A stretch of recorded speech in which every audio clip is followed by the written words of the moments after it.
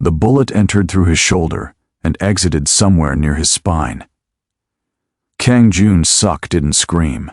Men like him had forgotten how. He pressed his hand against the wound, felt the hot pulse of blood between his fingers, and watched his driver's head explode against the windshield. The car swerved, glass shattered, then everything went sideways as the vehicle flipped twice before slamming into a concrete barrier. When he opened his eyes, Seoul's neon skyline was upside down. His men dragged him from the wreckage. 3 were already dead. The rest were shouting into phones, calling for doctors, for cars, for revenge. Jun-suk's vision blurred. He'd survived worse. He'd survived everything. But the blood pooling beneath him suggested this time might be different. "Private hospital," he managed to say. "No questions, no names." They drove him through the back streets of Gangnam, past clubs he owned and businesses that paid him protection money. The city feared him, respected him, obeyed him. But fear couldn't stop bullets, and respect couldn't seal wounds. He was dying, and he knew it. The hospital was small, exclusive, expensive. The kind of place where celebrities came for plastic surgery and politicians came to hide their mistresses' abortions. His men carried him through a side entrance. Nurses scattered. A doctor appeared, middle-aged, terrified, already asking questions he shouldn't ask. Jun-seok grabbed his collar. "Fix me. Ask nothing. Live." The doctor nodded and disappeared. Then she walked in, Dr. Amara Lewis Kang, except she wasn't using his name anymore. The badge on her white coat read Dr. A. Lewis. No hyphen, no acknowledgement of the 2 years they'd spent married, or the year before that when she'd loved him despite knowing exactly what he was. Time didn't freeze. It shattered. She stood in the doorway, clipboard in hand, her dark skin catching the fluorescent light. Her hair was different, shorter, professional, pulled back tight. But her eyes were the same, deep brown, intelligent, unafraid. She'd looked at him the same way the night they met, when he'd walked into her emergency room with a knife wound, and she'd stitched him up without flinching. "Mr. Park," she said, using the fake name his men had given. Her voice was steady, clinical. "I'm Dr. Lewis. I'll be treating your injuries." Jun-suk couldn't speak. She moved closer, snapping on latex gloves. Her hands didn't shake. They never had. That's what he'd loved about her, her absolute control in chaos. While everyone else panicked, Amara became calmer, sharper, more precise. "You've lost significant blood," she continued, examining the wound. "The bullet passed through your shoulder, but may have nicked your subclavian artery. We need to operate immediately." "Amara," he said. She didn't react, didn't even blink. "Prepare the OR," she told a nurse. "Type and cross-match. Get me 4 units of O negative and call anesthesia. Amara, look at me." She finally did, for exactly 3 seconds, just long enough for him to see everything she was hiding. Rage, fear, grief, and something else he couldn't name. "Mr. Park," she said quietly, "if you want to live, you'll stop talking." Then she walked out. His men tried to follow her, but Jun-suk raised his hand. Let her work. They didn't understand. How could they? None of them knew he'd been married. None of them knew about the year he'd tried to be something other than what he was. None of them knew about the pregnancy or the miscarriage, or the way Amara had looked at him the morning she left, like he was already dead and she was simply waiting for the world to catch up. He closed his eyes and let them wheel him towards surgery. That's when he saw the girl. She was standing in the hallway, partially hidden behind a vending machine. 8 years old, maybe 9. Almond-colored skin that stood out in Korea like a flower in concrete.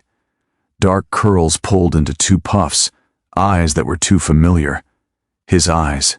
She was staring at him with the kind of quiet observation he recognized, because he'd spent his entire life doing the same thing, watching, calculating, understanding before speaking. Their gazes met for less than 5 seconds before a nurse ushered her away. But 5 seconds was enough. Jun-seok had spent 20 years reading people. It's how he'd survived, how he'd risen from street enforcer to syndicate boss, how he'd built an empire on knowing what people wanted, feared, and would die to protect. And in those 5 seconds he knew. The surgery took 4 hours. Amara worked in silence, her hands steady as she repaired torn tissue and extracted bone fragments. She didn't think about the man on the table, couldn't afford to. If she let herself remember, she'd lose control, and control was all she had left. When it was over, she cleaned up, filed the paperwork under the false name, and walked to the private recovery room where June Suk would wake in a few hours. He was already awake. "You should be unconscious," she said. "I've built up a tolerance." He watched her carefully. Occupational hazard. She checked his vitals, adjusted his did everything by the book, professional, distant, safe. "The girl," he said. Amara's hand froze on the drip for a fraction of a second. Then she continued working as if he hadn't spoken. "I saw her in the hallway," June Suk continued. "Before the surgery. This is a hospital. There are children here. She was watching me. Patients often draw attention when they arrive bleeding and surrounded by armed men. She has my eyes." Amara finally looked at him. Really looked at him. "You're on heavy painkillers, Mr. Park. They cause hallucinations. Don't what? Lie to me like I'm stupid." She set down the clipboard. "You are stupid, June Suk. You've been stupid since the day you chose that life over everything else." There it was, the crack in her armor. "I asked you to leave with me," he said quietly. "You asked me to wait while you handled business for 6 more months, then a year, then indefinitely. You asked me to live in a gilded cage and pretend I didn't know how many people you killed. I protected you. You owned me." Her voice was sharp now, cutting. "And when I told you I was pregnant, you looked at me like I'd just signed our death warrant, because you had—" The truth hung between them like smoke. "A black woman married to a Korean crime lord," Amara said. "A mixed-race baby in a world that would have used her to destroy you. Do you know what they would have done to her? To us? I would have protected—" "You can't even protect yourself." She gestured at his bandaged shoulder. "Someone just tried to kill you. Again. How many attempts is that this year? 5, 6, 7? She laughed bitterly. 7. "And you think you could have kept a child safe in that world?" June Suk was quiet for a long moment. "Then, you told me you lost the baby." "I did." "You're lying." "I'm not." "Then who is the girl in the hallway?" Amara's jaw tightened. "A patient's daughter. Now, if you'll excuse me, what's her name?" "I'm not discussing." "What is her name, Amara?" She stared at him, and for the first time since walking into that room, her composure cracked completely. Her eyes filled with tears she refused to let fall.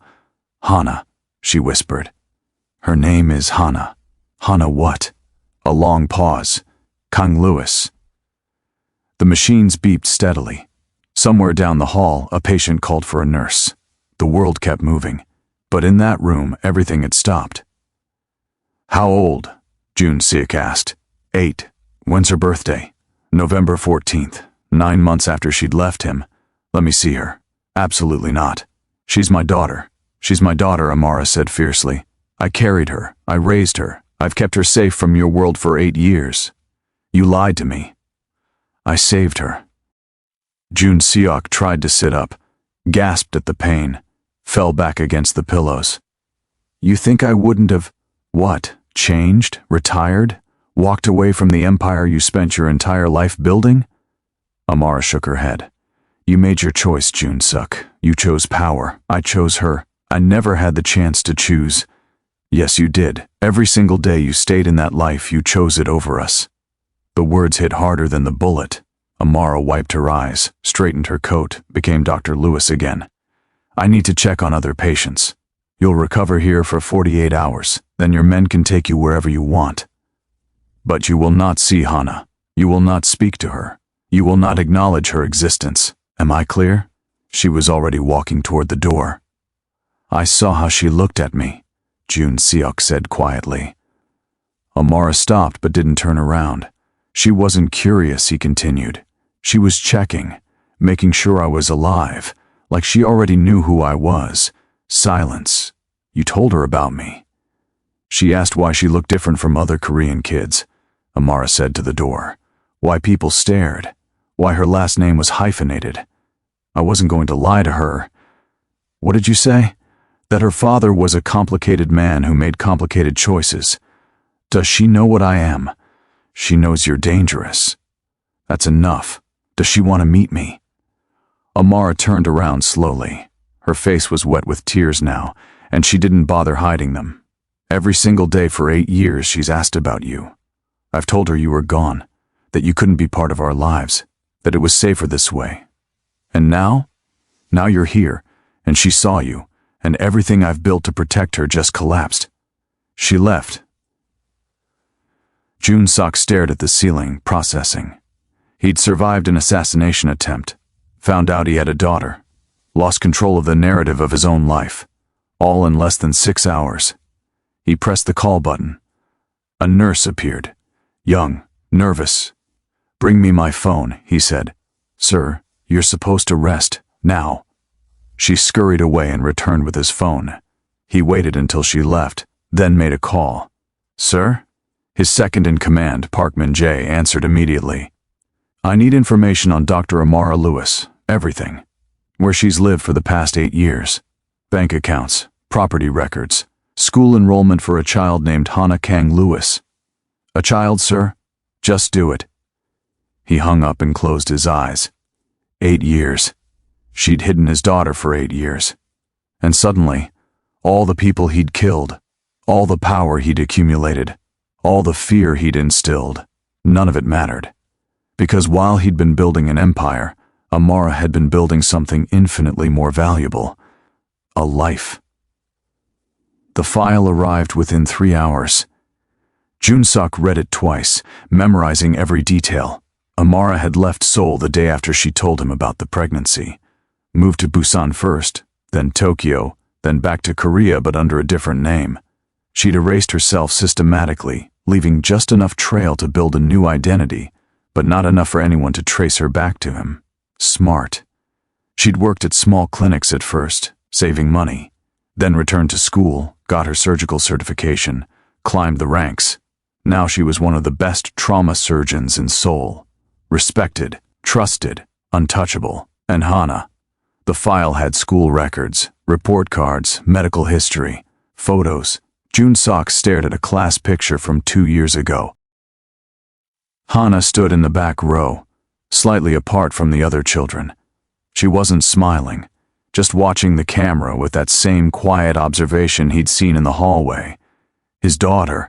He'd never wanted children, never saw the point. Children were leverage, weakness, vulnerabilities that enemies could exploit. He'd seen it happen to other bosses. Kidnapped kids, murdered families, bloodlines erased to make a point. But looking at Hana's face, he felt something shift inside him. Something that felt almost like fear, but different, sharper, more personal. This wasn't about protecting an asset. This was about protecting her. "Sir?"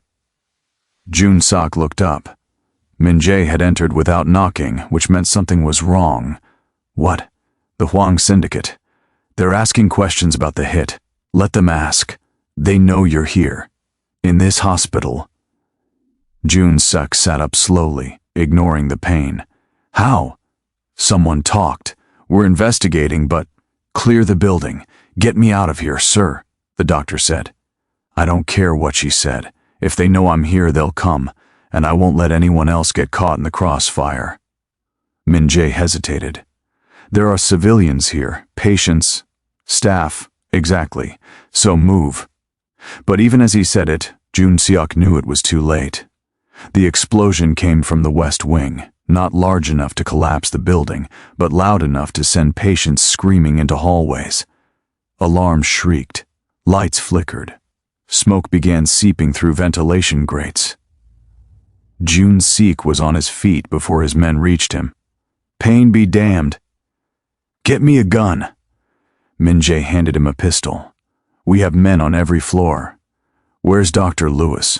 "Sir, where is she?" Min-jae checked his phone. "Pediatric wing, 3rd floor." The same wing where he'd seen Hana. Jun-Sok was moving before Min-jae could stop him. The hallway was chaos. Nurses evacuating patients. Security guards shouting into radios. Smoke getting thicker. He pushed through them, following the emergency exit signs toward the pediatric wing. Another explosion. Closer this time. Someone was clearing floors systematically. He found Amara in a patient room, helping a young boy into a wheelchair. When she saw him, her eyes went wide. "You need to leave," she said. "Where's Hannah?" I said, "Leave. Where is she, Amara?" A third explosion rocked the building. The lights went out completely now, replaced by emergency lighting that painted everything in red. Amara's face went pale. The playroom. She's in the playroom with the other children. Where? End of the hall, but Jun-sok was already running. The playroom door was locked from the inside. He could hear children crying behind it. He pounded on the door. "Open up." A terrified nurse's voice. "We're in lockdown. Go away. I'm here for Hannah Kang-Lewis." Silence. Then a small voice, clear and calm. "It's okay. Let him in." The door unlocked. Jun-sok pushed inside. 6 children, 2 nurses, all huddled in the corner. And standing slightly apart from them, watching him with those familiar eyes, was Hannah. She was smaller than he'd expected, skinnier, but she held herself like someone twice her age. "You're bleeding again," she observed. Jun-seok looked down. His shoulder wound had reopened. Blood was soaking through his shirt. "I'm fine." "You're not. You need to sit down before you pass out." "No time. We need to evacuate. The nurses said to shelter in place. The nurses are wrong." Hannah studied him for a long moment. Then she turned to the other children. "Everyone hold hands. Stay together. Don't let go." The nurses started to protest, but Hannah cut them off. "He's right. Staying here is dangerous. We need to move." She said it with such absolute certainty that the adults obeyed. They formed a chain, nurses in front and back, children in the middle. Jun-seok led them into the hallway. Smoke was thicker now. He could hear gunfire somewhere below. "This way," he said, guiding them toward the emergency stairs. They were halfway there when 3 men emerged from the smoke. Not his men. Hwang Syndicate, based on the tattoos. They saw Jun-seok and raised their weapons. He didn't hesitate. 2 shots, 2 bodies. The third man got off a round that went wide before Jun-seok put a bullet through his throat. The children screamed. Hannah didn't. She was watching him, still holding hands with the child next to her, her expression unreadable. "Keep moving," Jun-seok said. They reached the stairwell, started descending. Behind them, more gunfire, more shouting. The building was turning into a war zone. On the 2nd floor, they ran into Amara. She saw the children, saw the blood, saw Jun-seok holding a gun, and her face went through about 6 different emotions before settling on fury. "What did you do?" "Save them. You brought this here. I didn't know they'd—" "You never know. That's the point.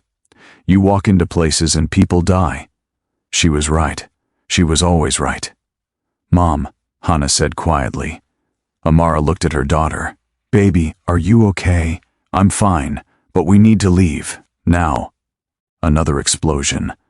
The building shook. They made it to the 1st floor and out through a side exit. Police were arriving. Ambulances. Fire trucks. The hospital was evacuating en masse, patients streaming into the street. Jun-seok's men found him immediately. "Sir, we have cars. Get these children to safety first." "Sir, now." They obeyed, ushering the nurses and children toward waiting vehicles. Amara grabbed Hannah's hand. "Come on, baby." But Hannah didn't move. She was still looking at Jun-seok. "You're my father," she said. Not a question. A statement. Amara went rigid. Jun-seok crouched down, wincing at the pain. "Yes, you kill people. Yes, but you saved us. Yes." Hannah tilted her head, considering. "Are you going to die?" The question hung in the air. "Hannah," Amara said sharply. "Get in the car. Mom said you have a genetic condition," Hannah continued, ignoring her.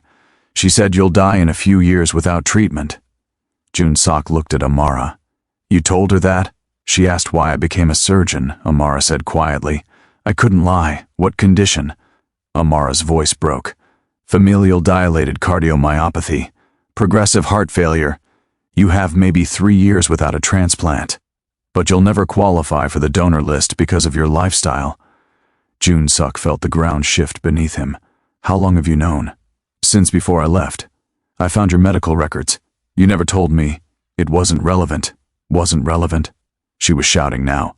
You were dying and you didn't think I deserved to know? I thought you'd leave. I left anyway. The words echoed in the smoke-filled night. Hana stepped between them. I'm a genetic match. Jun-suk blinked. What? For a transplant? I'm a perfect genetic match. She said it the way most kids talked about getting an A on a test. Mom's been monitoring my heart development since I was born, just in case. Amara closed her eyes. Hana, stop. Why? It's the truth, because he doesn't deserve. He just saved my life. The simplicity of it cut through everything. Jun-suk looked at his daughter, this tiny, fierce, brilliant girl he'd never known existed, and felt something inside him break completely. No, he said hoarsely. Hana frowned. No what? I won't take your heart. It's not your choice. You're a child. I'm aware, but I'm also the only person who can save you. Hana, Amara said desperately. Get in the car, please. This time Hana obeyed, but she didn't look away from Jun-suk until the car door closed. Amara turned to him, tears streaming down her face. Stay away from her, Amara. I mean it. You've done enough damage. She's my daughter. She's my daughter. I raised her, I kept her safe, and I won't let you drag her into your world. The world already found her, the truth of it settled between them. The Hwang syndicate knows about her now, Jun-seok continued. They saw me protecting her. They'll use that. Then disappear, like you're good at. I can't. Why not? Because I finally have something worth staying for. Amara laughed bitterly. 8 years too late. She got into the car and drove away. Jun-seok stood in the street, watching until the taillights disappeared. Min-jae approached cautiously. Sir, what are your orders? For the first time in his life, Kang Jun-seok didn't have an answer. The next 72 hours were war. The Hwang syndicate had seen weakness and moved to exploit it. Attacks on his businesses, ambushes on his men, a coordinated assault designed to topple his empire. Jun-seok fought back with everything he had, but his mind wasn't on territory or power. It was on a small apartment across the city where Amara had taken Hana into hiding. He had them under surveillance, 24-hour protection without their knowledge. If the Hwangs got close, his men would intervene, but protection wasn't enough. On the 4th day, he got the call he'd been dreading. They found her. Jun-seok's blood went cold. Where? Her school. They're waiting outside. He was in the car before Min-jae finished speaking. The school was in Gangnam, exclusive and expensive. Amara must have spent every penny she had to give Hana a good education, to give her opportunities, to give her a life. Jun-seok arrived to find 2 black sedans parked across from the entrance. He recognized the cars, recognized the men inside. This wasn't surveillance. This was a message. He called Amara. Get Hana out of that school. Now, what? They're outside. The Hwang syndicate. They're waiting. He heard her sharp intake of breath. I'm calling the police. The police won't get there in time. Then what do you suggest? I'm going in. He hung up before she could argue. Jun-seok walked through the front entrance like he belonged there. Expensive suit, confident stride. No one questioned him. He found Hana's classroom on the 2nd floor. She was sitting by the window, reading while the other children played. Always slightly apart, always watching. She looked up when he entered, unsurprised. You shouldn't be here, she said. I know. Mom's going to be very angry. I know that too. Hana closed her book. The men in the black cars. They're here for me, aren't they? Too smart. Just like her mother. Yes. What are you going to do? Get you out of here. And then what?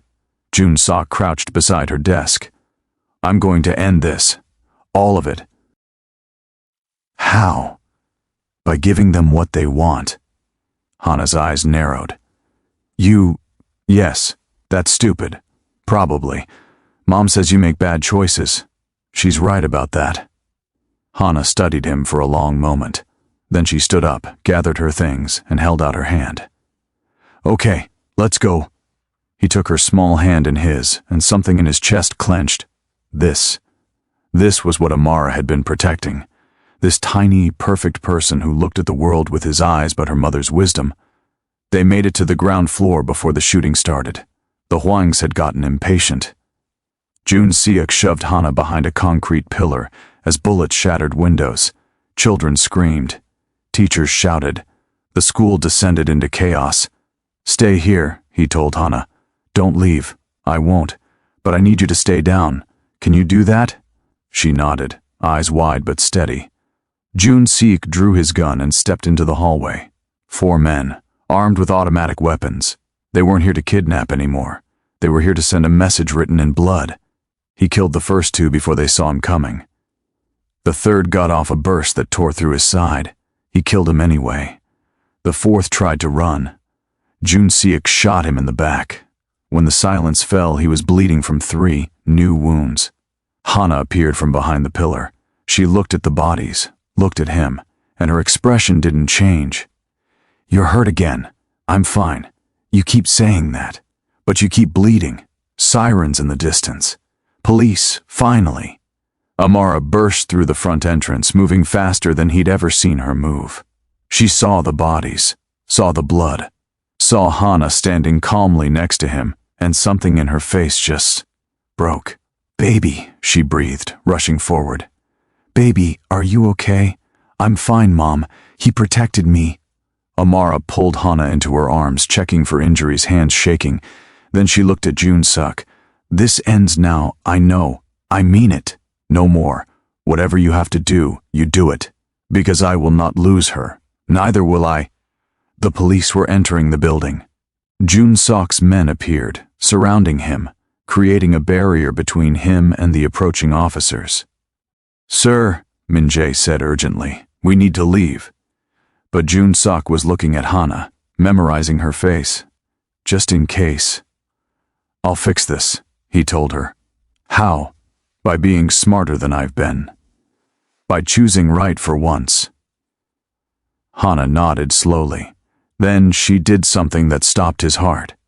She stepped out of her mother's arms and hugged him. It was brief, awkward.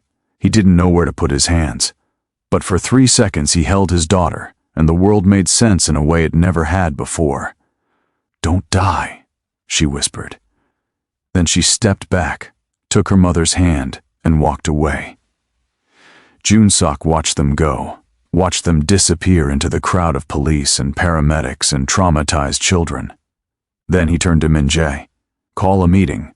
All the families." "Sir, I'm ending the war. Tonight, the meeting took place in a warehouse Jun Seok owned in Incheon, neutral territory. All the major families sent representatives. The Huangs, the Parks, the Lees.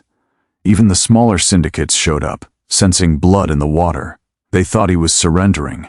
They were wrong. Jun Seok walked into that warehouse alone, unarmed and bleeding from 6 wounds. He looked like a man on the edge of death. He was, just not in the way they expected. "Gentlemen," he said, standing at the head of the table. "Thank you for coming." Hwang Tae-young, head of the rival family, smirked. "We expected this. You've lost control, lost territory, lost respect. The only question is how quickly you'll die." "You're right," Jun Seok said. "That got their attention. I've lost control," he continued, "because I've been focused on the wrong things, building empires, accumulating power, killing anyone who threatened that power. And now?" someone asked. "Now I have something more important to protect." "The girl," Hwang said. "We know about her. The mixed-race daughter you've been hiding." "I wasn't hiding her. I didn't know she existed until 5 days ago." Murmurs around the table. "But she does exist," Jun Seok continued. "And because of that, everything changes." "You're going soft," Hwang laughed. "Over a child?" "Yes." The laughter died. "I'm ending my involvement in all syndicate operations," Jun Seok said calmly, "effective immediately. My territories, my businesses, my operations, I'm dividing them among you." Shock rippled through the room. In exchange, he continued, my daughter and her mother remain untouchable. Forever. You come near them, you threaten them. You even speak their names, and I burn everything I just gave you to the ground. I'll spend whatever life I have left destroying every single person in this room. Their families, their children, their legacies. I will make sure the last thing they see is my face. Silence. But if you honor this agreement, Jun Seok said, I disappear. I become no one. I let you carve up my empire without a fight. Why should we believe you? Huang demanded. Because you've seen what I do to protect my interests. Imagine what I'll do to protect my daughter. The threat hung in the air, heavy and real. One by one, the families agreed, not because they trusted him, but because they feared him. And that fear, forged over 20 years of ruthless violence, was the only currency he had left. The meeting ended. Deals were struck. Papers were signed. Kang Jun-sok walked out of that warehouse with nothing. No empire, no power, no respect, just a promise that his daughter would live. 3 months later, Jun-sok stood outside Hannah's school. Not inside, not close, just watching from across the street as she walked out with her friends. She looked happy, lighter, like a weight had been lifted. Amara appeared beside her, taking her hand. They talked about something that made Hana laugh, a real laugh, bright and free. Jun-sok smiled despite himself. He looked different now, thinner, grayer. The heart condition was progressing faster than Amara had predicted. He had maybe a year left, maybe less, but he had this moment, this proof that his daughter was safe. You know she sees you, right? Jun-sok turned. Amara was walking toward him, alone. Hana was getting into a car with a friend's parent. I stay away, he said. Like you asked, you stand across the street every Tuesday and Thursday when school lets out. Is that a problem? Amara was quiet for a long moment. Then she asks about you. What do you tell her? The truth. That you gave up everything to keep her safe. Jun-sok looked down. It wasn't a sacrifice, it was a correction. Still, she wants to see you. Actually see you. Not just watch her from a distance. Is that wise? Probably not. But when has that ever stopped either of us? She gestured to a coffee shop behind them. 1 hour. Once a week. That's all I'm offering. What changed your mind? Amara's eyes glistened. You're dying, and despite everything, every terrible thing you've done, every person you've hurt, you're still her father. She deserves to know you before you're gone. I don't deserve. This isn't about what you deserve. It's about what she needs. Jun-seok nodded slowly. 1 hour a week, and the moment you bring danger near her, I won't. I swear it. Amara studied his face for a long moment. Then she pulled something from her pocket. A photo. Hana as a baby, wrapped in a hospital blanket, eyes wide and curious. This is what you missed, she said quietly. Her first smile, her first word, her first steps. 8 years of her life. Jun-seok took the photo with trembling hands. Don't miss the time you have left, Amara said. She walked away, leaving him standing on that street corner, holding the only proof he'd ever needed that love was real. That Thursday, Jun-seok sat in the coffee shop, hands shaking, waiting. Hana walked in with Amara, spotted him immediately. Crossed the room with that same quiet confidence. Hi, she said, sliding into the seat across from him. Hi. Mom says you used to be scary. But you're not anymore? I'm trying not to be. Hana tilted her head. Why? Because scary people don't get to have coffee with their daughters. She smiled, small but real. They talked for an hour. About school, about books, about her favorite subjects and the kids who were mean and the teacher who was nice. Normal things, safe things. When the hour ended, Hana stood to leave, then she paused. Will you be here next Thursday? If you want me to be... I do. She left with Amara, and Jun-seok sat alone in that coffee shop, feeling something he hadn't felt in decades. Hope. The weeks passed. Thursday became the center of his universe. 1 hour where he wasn't a killer or a boss or a man dying slowly. Just a father, learning about the extraordinary person his daughter was becoming.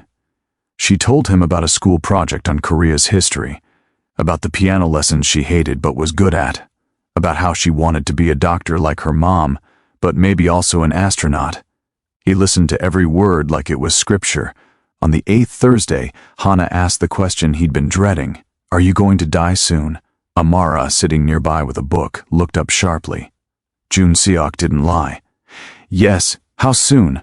"I don't know exactly. A few months, maybe a year."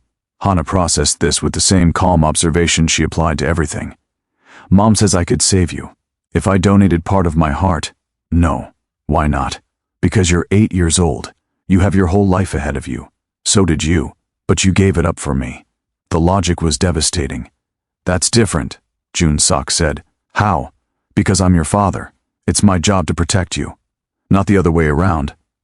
Hana leaned forward. "What if I want to?" "Hana," Amara said gently, "we've talked about this." "I know.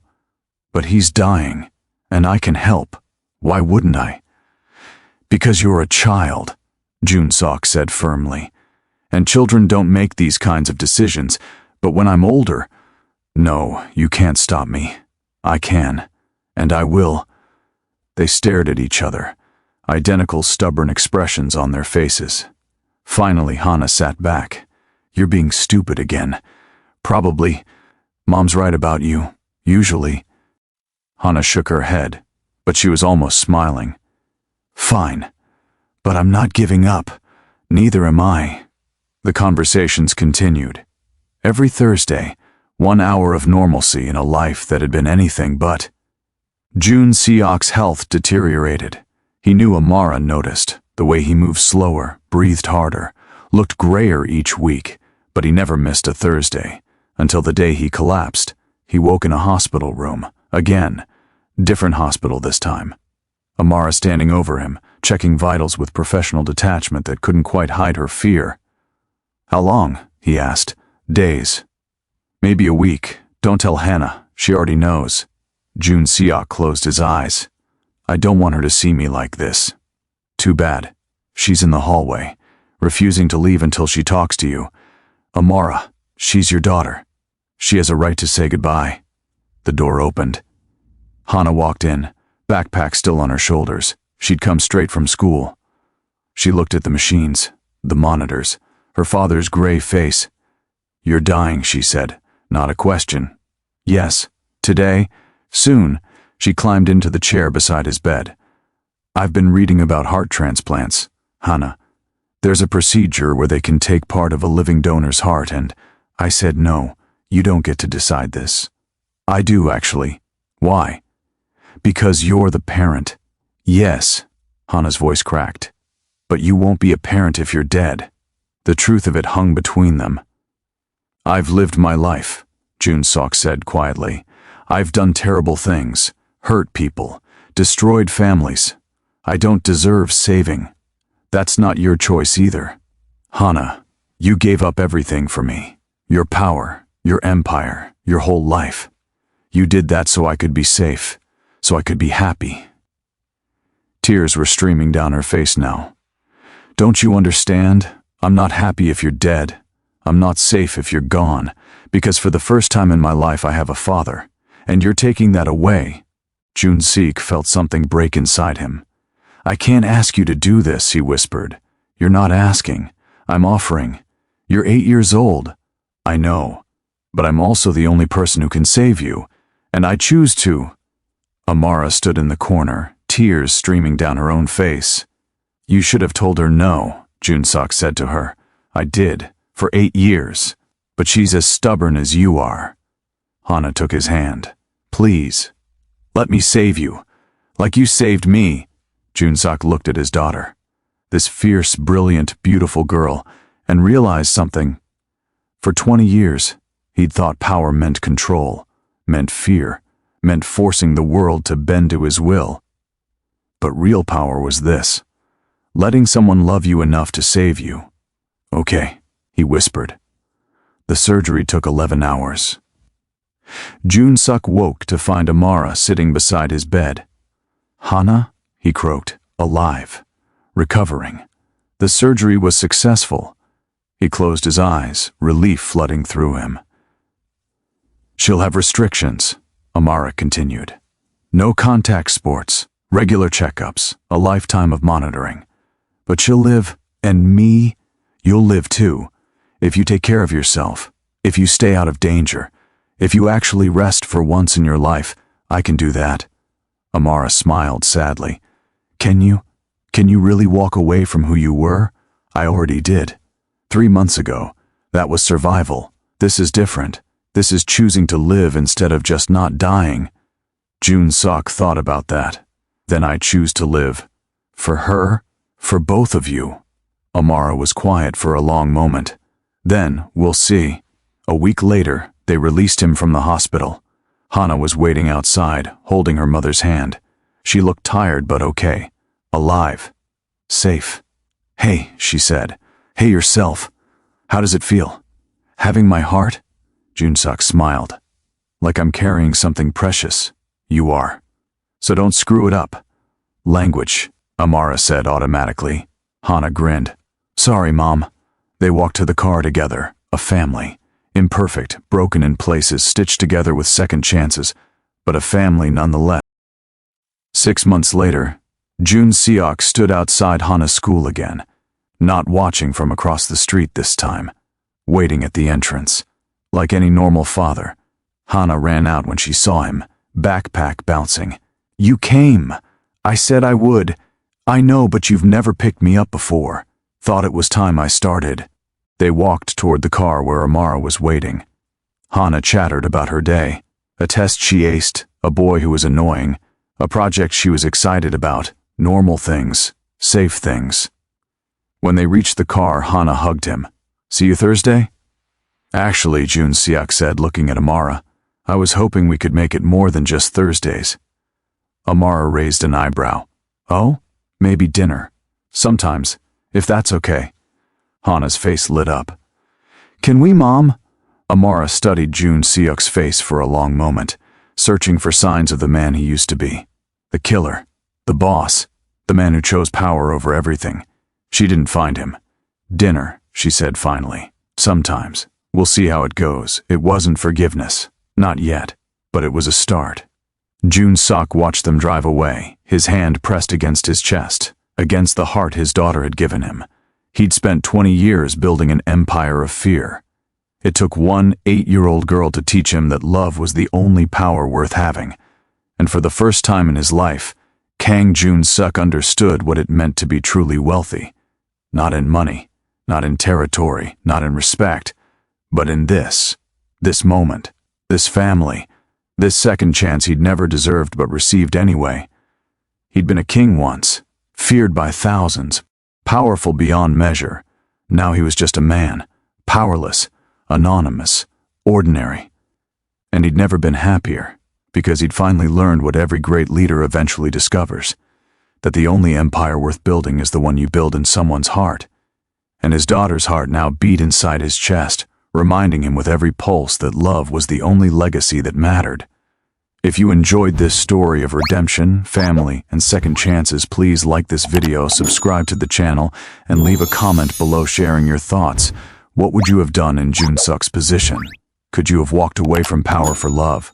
Let me know in the comments.